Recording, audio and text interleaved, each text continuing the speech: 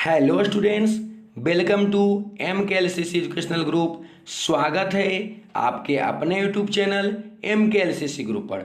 अगर आप भी इस बार मैट्रिक बोर्ड परीक्षा की तैयारी कर रहे हैं तो आप लोगों के लिए प्रतिदिन शाम 7 बजे सभी सब्जेक्ट से महत्वपूर्ण ऑब्जेक्टिव प्रश्न का लाइव डिस्कशन करवाया जा रहा है। इसलिए अगर आप चाहते हैं कि मैट्रिक बोर्ड की परीक्षा में सभी सब्जेक्ट के ऑब्जेक्टिव प्रश्न में सभी प्रश्न का उत्तर सही हो तो डेली लाइव क्लास शाम 7 बजे ज्वाइन करें। ज्वाइन करने के लिए वीडियो के नीचे लाल बटन दबाकर चैनल को सब्सक्राइब कर लें और बगल में जो बेल आइकन है उसे बजा दें ताकि आप तक डेली लाइव क्लास की नोटिफिकेशन पहुंच सके। तो चलिए क्लास को शुरू करते हैं। सभी लोग इस वीडियो को लाइक कर दें और दोस्तों में शेयर कर दें। तो दोस्तों, आज का क्लास हम लोग सोशल साइंस से ले रहे हैं और सोशल साइंस का पार्ट 15 है। ध्यान देंगे, आज का क्लास सोशल साइंस अर्थात सामाजिक विज्ञान का पार्ट 15 है, जिसमें हम लोग ज्योग्राफी से देखने वाले हैं। और ज्योग्राफी का दोस्तों आज पार्ट 5 है, जिसमें 2 पार्ट हम लोग आपदा प्रबंधन से देखे थे। ध्यान देंगे, ज्योग्राफी का पार्ट 5 है जिसमें 2 पार्ट आपदा प्रबंधन से देखे थे और 3 पार्ट प्रारंभिक चैप्टर से। आज का पार्ट दोस्तों, आज का पार्ट प्रारंभिक चैप्टर से ही है। देख सकते हैं भारत संसाधन एवं उपयोग, इसका पार्ट 3 है। इसलिए सभी लोग क्लास को अंत तक जरूर देखें और अच्छा लगे तो वीडियो को लाइक और दोस्तों में जरूर शेयर करें। तो चलिए आज का क्लास स्टार्ट कर रहे हैं। सभी लोग देखें आज का पहला प्रश्न। तो कहता है दक्षिण भारत की सबसे बड़ी नदी घाटी परियोजना है। दक्षिण भारत की सबसे बड़ी नदी घाटी परियोजना है। सभी लोग इस प्रश्न का उत्तर दें क्योंकि आप लोग लाइव क्लास देख रहे हैं। दोस्तों, आप लोगों के वीडियो के नीचे एक लाइव चैट का ऑप्शन मिलेगा, उससे जुड़ जाएं। हमारे बताने से पहले किसी भी प्रश्न का उत्तर मालूम हो तो उसमें जरूर दें और अंत में कमेंट करके हमें जरूर बताएं कि कितने प्रश्न का उत्तर सही हुआ और आज का क्लास कैसा लगा। तो सभी लोग इस प्रश्न का उत्तर देंगे कि दक्षिण भारत की सबसे बड़ी नदी घाटी परियोजना है। कौन होगा दोस्तों? तुंगभद्रा, अमरावती, चंबल या हीराकुंड। सभी लोग प्रश्न का उत्तर देंगे क्योंकि जितना ज़्यादा आप प्रैक्टिस करेंगे दोस्तों एग्जाम के लिए उतने ही आपका फायदेमंद होने वाला है। तो याद रखेंगे। बहुत बढ़िया, कुछ लोग का प्रश्न आ गया है। प्रश्नों का उत्तर आप लोग भी प्रयास करें दोस्तों। जितने भी लोग जुड़े हुए हैं सभी लोग उत्तर देने का प्रयास करें। तो याद रखेंगे दक्षिण भारत की सबसे बड़ी नदी घाटी परियोजना कौन है दोस्तों? तो वह है तुंगभद्रा। याद रखेंगे, तुंगभद्रा है जो दक्षिण भारत की सबसे बड़ी नदी घाटी परियोजना है। इसलिए इस प्रश्न का सही उत्तर हो जाएगा ऑप्शन ए। चलिए नेक्स्ट क्वेश्चन की ओर चलते हैं और नेक्स्ट क्वेश्चन रहा आपके सामने। कहता है डाकू की अर्थव्यवस्था का संबंध है।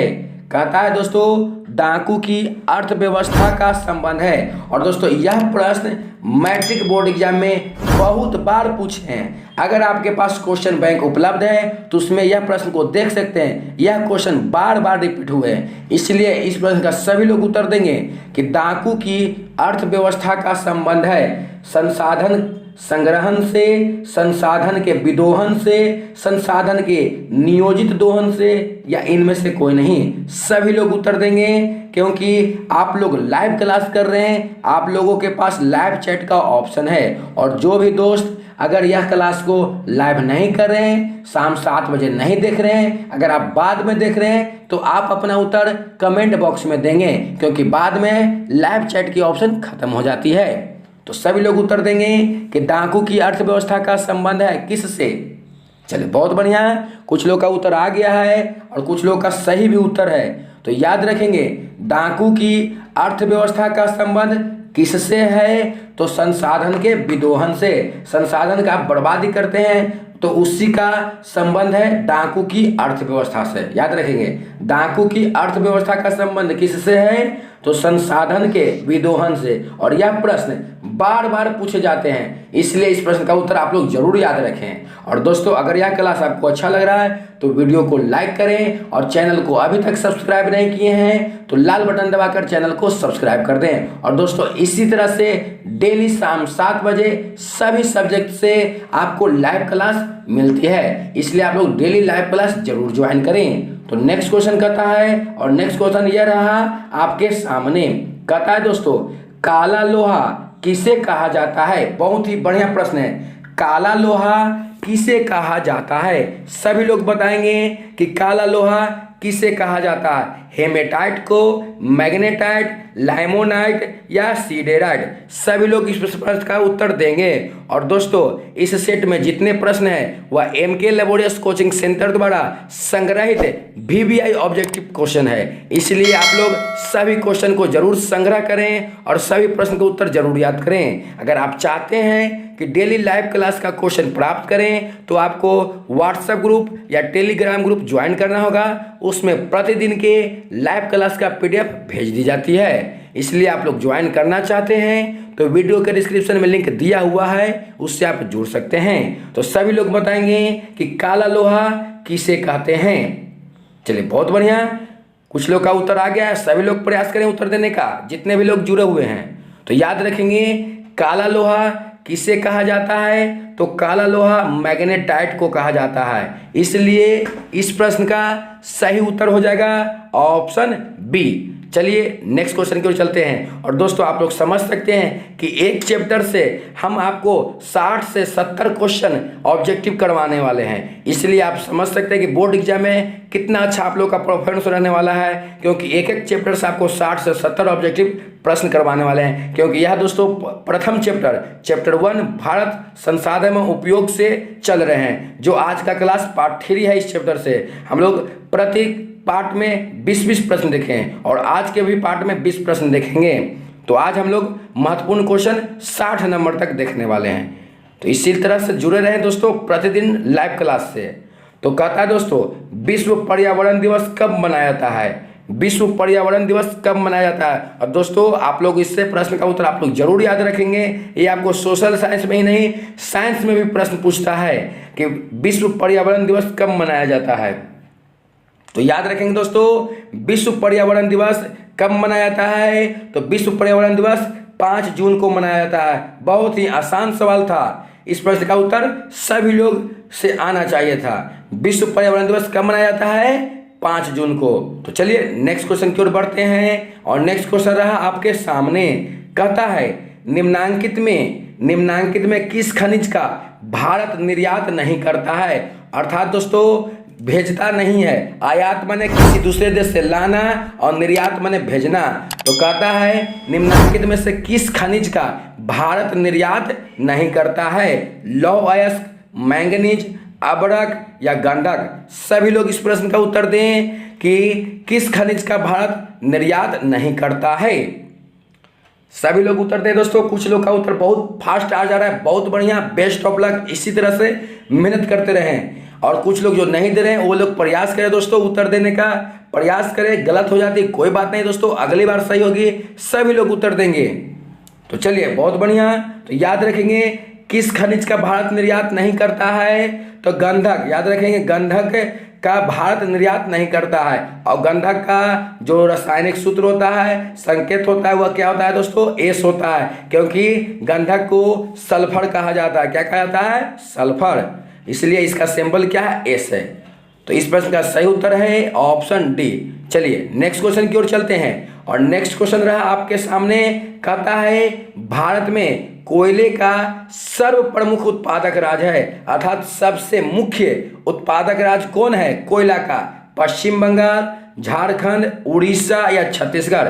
बहुत ही बढ़िया क्वेश्चन है दोस्तों, और वीवीआई प्रश्न है कि भारत में कोयले का सर्व प्रमुख अर्थात मुख्य रूप से कौन है, कौन राज्य उत्पादक राज्य है जो कोयले का उत्पादक करता है? पश्चिम बंगाल, झारखंड, उड़ीसा या छत्तीसगढ़? सभी लोग बताएं इस प्रश्न का उत्तर। और दोस्तों अगर यह क्लास अच्छा लग रहा है तो वीडियो को जरूर लाइक करें दोस्तों, क्योंकि आप लोगों के लिए प्रतिदिन शाम 7 बजे लाइव क्लास लेके आते हैं। आपसे कोई चार्ज नहीं लिया जा रहा दोस्तों, बिल्कुल ही निःशुल्क क्लास है। इसलिए आप लोग भी हमें सपोर्ट करें, वीडियो को लाइक करें, और चैनल पर नए हैं या अभी तक चैनल को सब्सक्राइब नहीं किए हैं तो लाल बटन दबाकर चैनल को जरूर सब्सक्राइब करें। तो जल्दी से बताएं दोस्तों कि भारत में कोयले का सर्वप्रथम उत्पादक राज्य कौन है? सर्वप्रमुख है दोस्तों, तो याद रखेंगे भारत में कोयले का सर्वप्रमुख उत्पादक राज्य कौन हो जाएगा दोस्तों? तो वह हो जाएगा झारखंड। मुख्य रूप से झारखंड राज्य कोयले का उत्पादन करता है, इसलिए इस प्रश्न का सही उत्तर हो जाएगा ऑप्शन बी। चलिए नेक्स्ट क्वेश्चन, और नेक्स्ट क्वेश्चन रहा आपके सामने। कहता है दोस्तों मैंगनीज, जिसका सूत्र होता है दोस्तों Mn। सभी लोग जानते हैं कि मैंगनीज का सूत्र होता है Mn। तो कहता है मैंगनीज का निर्यात इनमें से किस बंदरगाह से नहीं किया जाता है? दोस्तों बंदरगाह किसे कहते हैं? जिस तरह से रेलवे स्टेशन जहां रेलवे अर्थात ट्रेन रुकती है, एयरपोर्ट हवाई अड्डा जहां एरोप्लेन लैंड करते हैं, जहां से आप लोग एरोप्लेन पे चढ़ते हैं, उसी तरह से बंदरगाह जहां से बड़े बड़े पानी का जहाज खुलती हैं, वहां से सामान लोड होते हैं, उतरते हैं, उसमें आम लोग पब्लिक लोग चढ़ते हैं, उतरते हैं, तो उस जगह को क्या कहते हैं? बंदरगाह। ठीक है, पानी वाले जहाज जहां से खुलते हैं रुकते हैं उसे क्या कहते हैं? बंदरगाह। तो बताएंगे दोस्तों मैंगनीज का निर्यात इनमें से किस बंदरगाह से नहीं किया जाता है? सभी लोग बताएंगे कि मैंगनीज का निर्यात इनमें से किस बंदरगाह से नहीं किया जाता है। बहुत बढ़िया है, तो याद रखेंगे दोस्तों मैंगनीज का निर्यात इनमें से किस बंदरगाह से नहीं किया जाता है? तो मंगलौर। याद रखेंगे मंगलौर बंदरगाह से मैंगनीज का निर्यात नहीं किया जाता, अर्थात इस बंदरगाह से मैंगनीज का निर्यात किसी दूसरे में नहीं किया जाता है, किसी दूसरे देश को नहीं भेजा जाता है। बाकी मुंबई हो गया दोस्तों, मड़मागुआ, विशाखापट्टनम, ये सभी बंदरगाह से मैंगनीज का निर्यात किया जाता है। तो आप लोग समझ गए कि इस प्रश्न का सही उत्तर है ऑप्शन बी, मंगलौर। चलिए नेक्स्ट क्वेश्चन की ओर चलते हैं, और नेक्स्ट क्वेश्चन है आपके सामने दोस्तों। कहता है टैक्सोल का उपयोग होता है। ये भी प्रश्न दोस्तों बार बार एग्जाम में पूछे जाते हैं, इसलिए इस प्रश्न का भी उत्तर आप लोग याद रखेंगे। टैक्सोल का उपयोग होता है क्या चीज में होता है दोस्तों? मलेरिया में, एड्स में, कैंसर में या टीबी के लिए? सभी लोग बताएंगे कि टैक्सोल का उपयोग होता है। सभी लोग प्रयास करें उत्तर देने का। चलिए बहुत बढ़िया, तो याद रखेंगे टैक्सोल का उपयोग कैंसर में किया जाता है। किसमें दोस्तों? कैंसर में, इसलिए इस प्रश्न का सही उत्तर है ऑप्शन सी। चलिए नेक्स्ट क्वेश्चन की ओर चलते हैं, और नेक्स्ट क्वेश्चन आपके सामने। कहता है वर्ष 2000 में देश में मैंगनीज का कितना उत्पादन हुआ? दोस्तों 2000 ईस्वी में। कब दोस्तों? 2000, अभी चल रही है 2020। तो कहता है वर्ष 2000 में देश में मैंगनीज का कितना उत्पादन हुआ? 12 लाख टन, 15 लाख टन, 18 लाख टन या 15.5 लाख टन? कितना लाख टन मैंगनीज का उत्पादन हुआ था हमारे देश में? कब दोस्तों? तो 2000 ईस्वी में। सभी लोग बताएंगे इस प्रश्न का सही उत्तर। चलिए बहुत बढ़िया, कुछ लोग उत्तर दे दिए हैं। तो याद रखेंगे वर्ष 2000 में देश में मैंगनीज का कितना उत्पादन हुआ था? तो 15.5 लाख टन, 15.5 लाख टन मैंगनीज का उत्पादन हुआ था 2000 ईस्वी में, इसलिए इस प्रश्न का सही उत्तर है ऑप्शन डी। चलिए नेक्स्ट क्वेश्चन की ओर चलते हैं, और नेक्स्ट क्वेश्चन आपके सामने दोस्तों। कहता है सर्वोत्तम कोयले का प्रकार है। दोस्तों कोयले भी कई प्रकार से होते हैं, तो उसमें से कहता है सर्वोत्तम कोयले, सबसे अच्छे किस्म का कोयला कौन है? एंथ्रासाइट, पीट, लिग्नाइट या बिटुमिनस?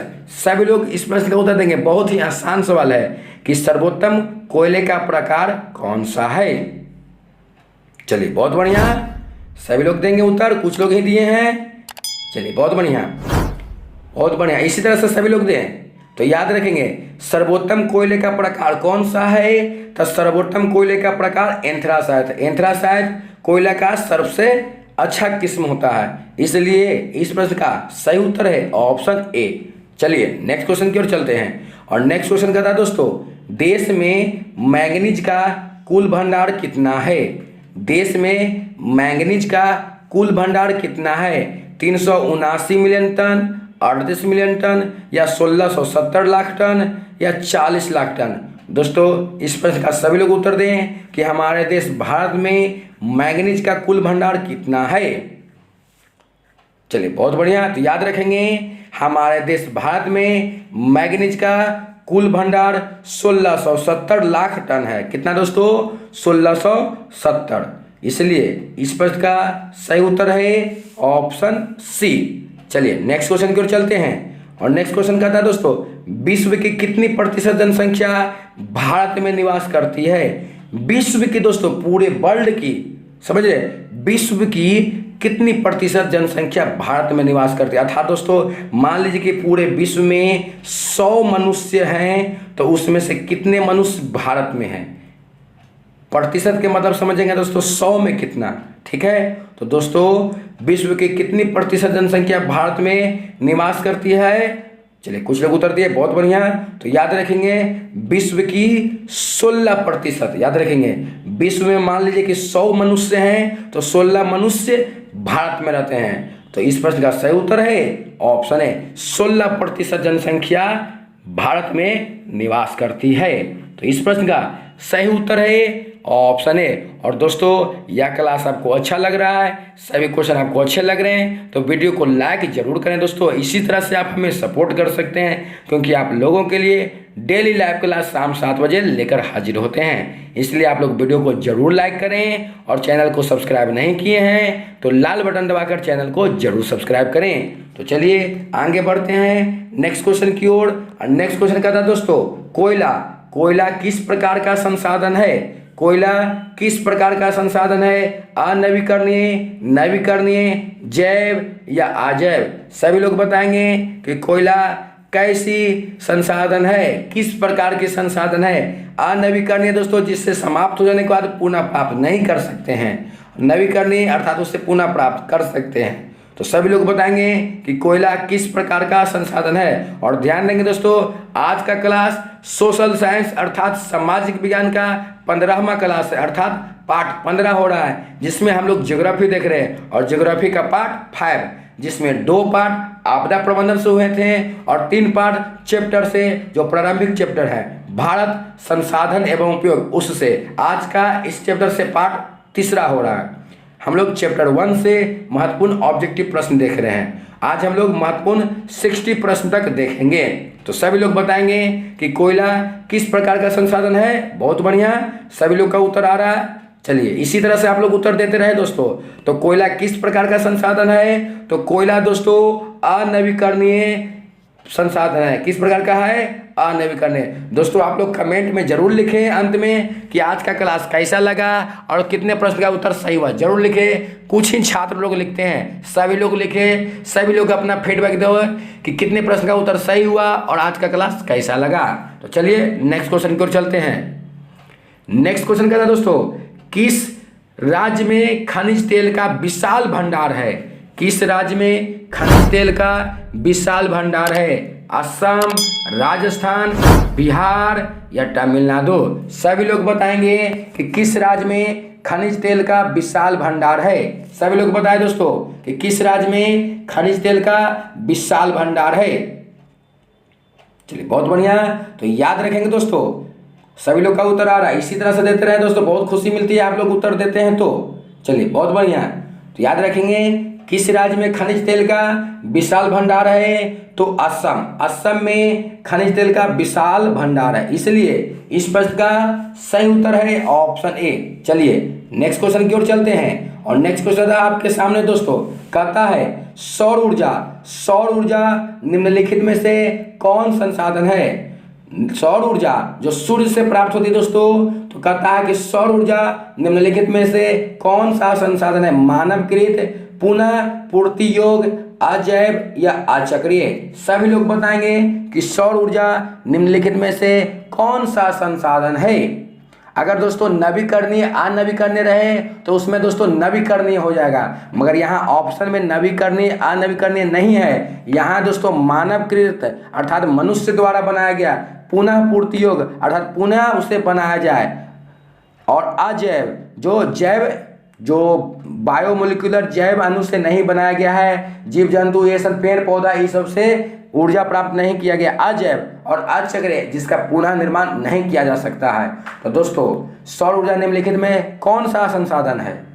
चलिए बहुत बढ़िया दोस्तों, तो सौर ऊर्जा निम्नलिखित में कौन सा संसाधन है, तो पुनः पूर्ति योग, इसे फिर से हम लोग पूर्ति कर सकते हैं, ये समाप्त नहीं होता दोस्तों, क्योंकि सूर्य की ऊर्जा कभी समाप्त नहीं होती है, प्रतिदिन आपको सूर्य की ऊर्जा मिलते रहती है। तो सौर ऊर्जा पुनः पूर्ति योग है, इसे दोबारा भी उपयोग करते रह सकते हैं। तो इस प्रश्न का सही उत्तर है ऑप्शन बी। इसी तरह से दोस्तों क्वेश्चन बदल कर पूछते हैं, एक ही क्वेश्चन नहीं रहता दोस्तों, भाषा को चेंज कर दिया जाता है। इसलिए आप लोग क्लास को एकदम ध्यानपूर्वक देखें और अंत तक डेली लाइव क्लास जरूर ज्वाइन किए हुए रहें, क्योंकि आप लोग को दोस्तों एग्जाम तक प्रैक्टिस कराते रहेंगे, आप लोग को इसी तरह से प्रैक्टिस होता रहेगा। इसलिए आप लोग अंत तक लाइव क्लास से ज्वाइन करते रहें।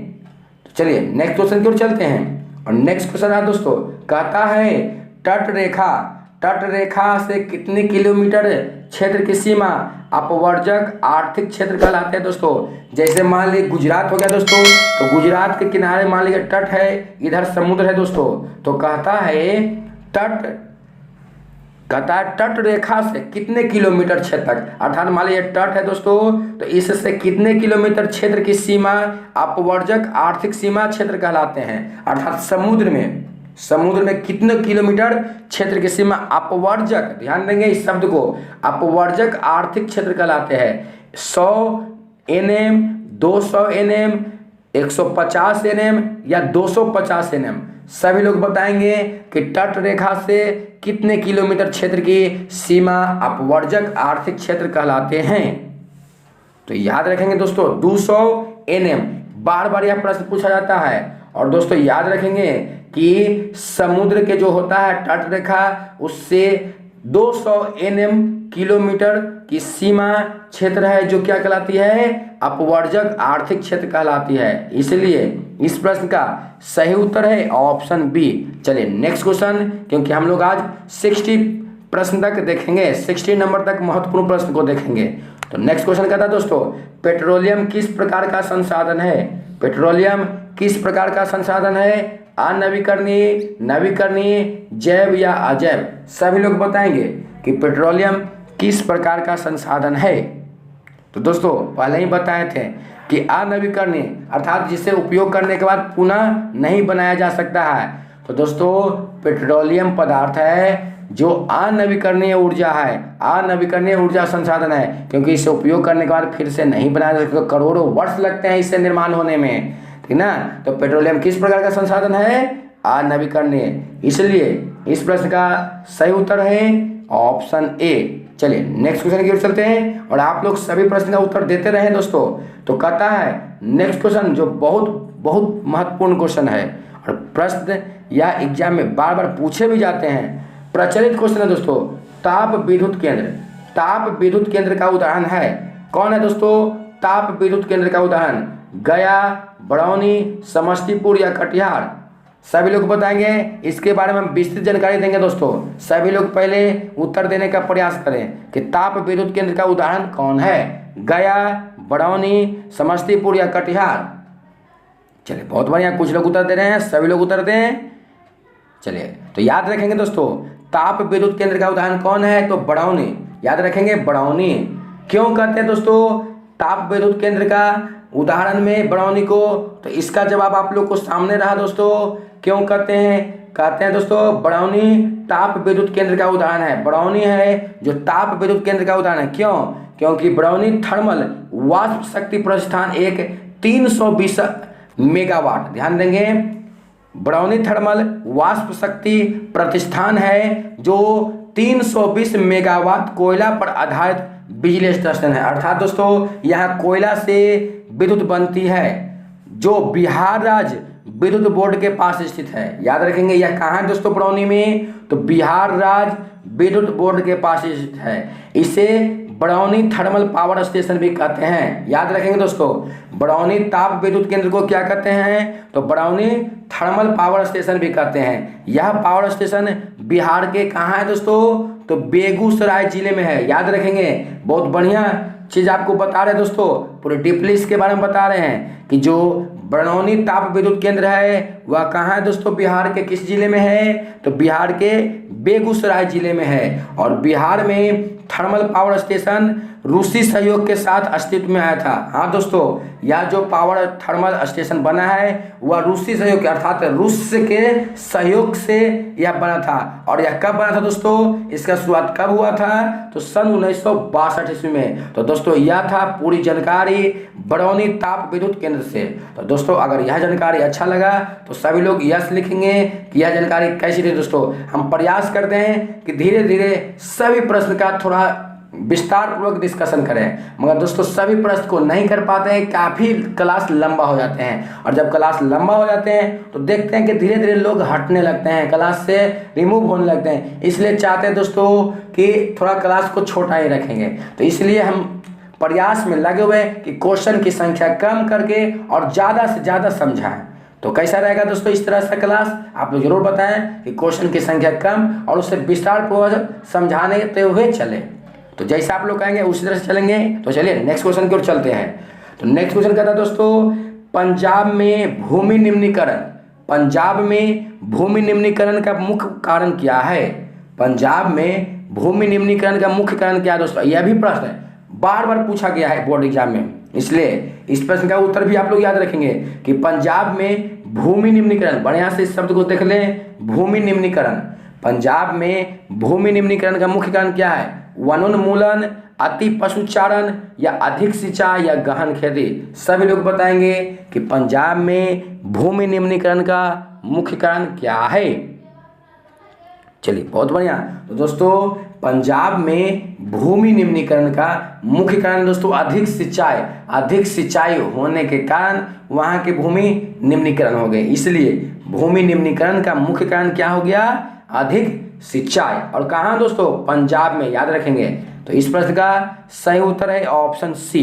तो चलिए आज का लास्ट क्वेश्चन देखते हैं दोस्तों, क्वेश्चन नंबर 60 कहता है दोस्तों, FAO की वानिकी रिपोर्ट के अनुसार 1948 ईस्वी में विश्व में कितने हेक्टेयर भूमि वन का विस्तार था। कहता है FAO की वानिकी रिपोर्ट के अनुसार 1948 ईस्वी में विश्व में कितने हेक्टेयर भूमि का वन विस्तार था, अर्थात विश्व में कितने हेक्टेयर भूमि पर वन था, वन का विस्तार था। विश्व में करा दोस्तों, भारत में नहीं, विश्व में करा है। इसलिए सोच समझ का उत्तर देंगे सभी लोग कि 6 अरब हेक्टेयर, 4 अरब हेक्टेयर, 8 अरब हेक्टेयर या 5 अरब हेक्टेयर। सभी लोग इस प्रश्न का उत्तर दें क्योंकि आज का यह लास्ट क्वेश्चन है।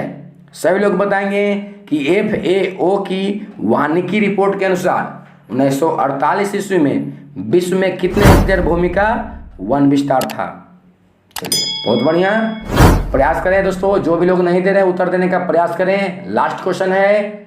चलिए बहुत बढ़िया, चलिए याद रखेंगे 4 अरब हेक्टेयर भूमि पर वन का विस्तार है। किसके अनुसार, FAO की वानिकी रिपोर्ट के अनुसार, जो कब दोस्तों 1948 ईस्वी की बात की जा रही है। 1948 ईस्वी में के बात की जा रही है कि 1948 ईस्वी में विश्व में 4 अरब हेक्टेयर भूमि पर वन था।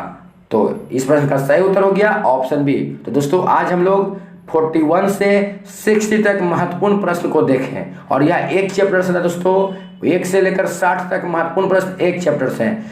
तो यह क्लास कैसा लगा दोस्तों, जरूर कमेंट में लिखिए और कितने प्रश्न का उत्तर आप लोगों का सही हुआ, सभी लोग जरूर बताएं। तो चलिए फिर मिलेंगे नेक्स्ट क्लास में। सभी लोग वीडियो को लाइक और चैनल को सब्सक्राइब नहीं किए हैं तो चैनल को जरूर सब्सक्राइब करें। तो आज के लिए इतना ही, तब तक के लिए धन्यवाद।